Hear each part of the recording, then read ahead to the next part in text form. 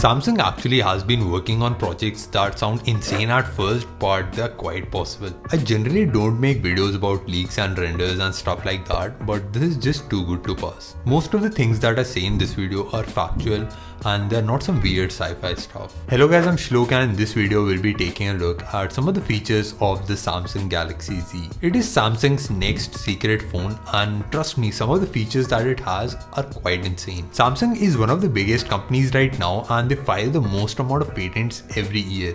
They actually filed more patents in 2017 than Apple and Google combined. A lot of these patents don't come actually to fruition because of the consumer demand, or sometimes they are just too expensive to produce. But what we know for sure is firstly, Samsung is planning on releasing a foldable display phone that will be called the Galaxy X. They actually have been working on it since 2011 and they have already made quite a lot of improvements over a concept that was already in good working condition. These were some of the videos released by Samsung that were kind of like a concept of what a future smartphone would look like according to Samsung. And the phone itself should be releasing this year itself. Now you know the title of the video is not the Galaxy X, it's the Galaxy Z. And this one is even more impressive. Let's Go Digital published an article featuring a patent filed by Samsung that shows how the manufacturing of a bezel-less phone can be done. When I say bezel-less, I mean 100% screen to body ratio. Just let that sink in for a second. Right now we have a display that has buttons on the side and it also has small bezels on the top and bottom as well. The patent shows that it will be a rounded display with curved edges and there will be no buttons on the side.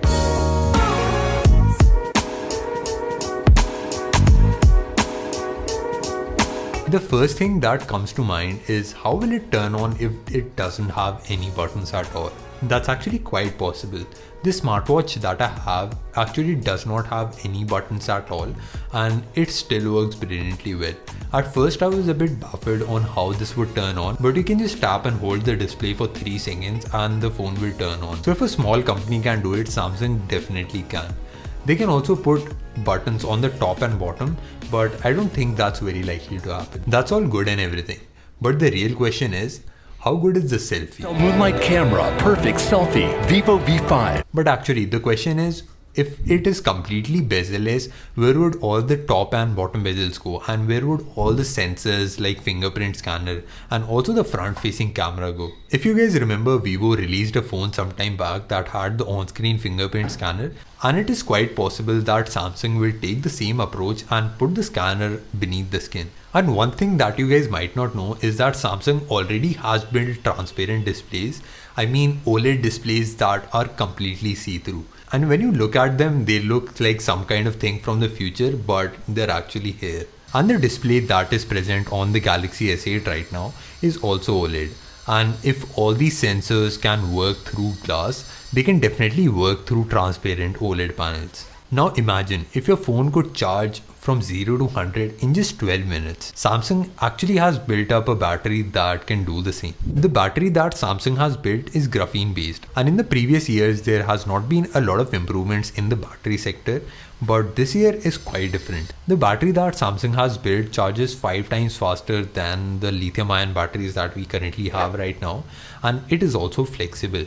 The capacity is also increased by 45%, but because it's flexible, it is also completely safe. And because it's safe, you can take it on a flight with you, unlike some other Samsung phones.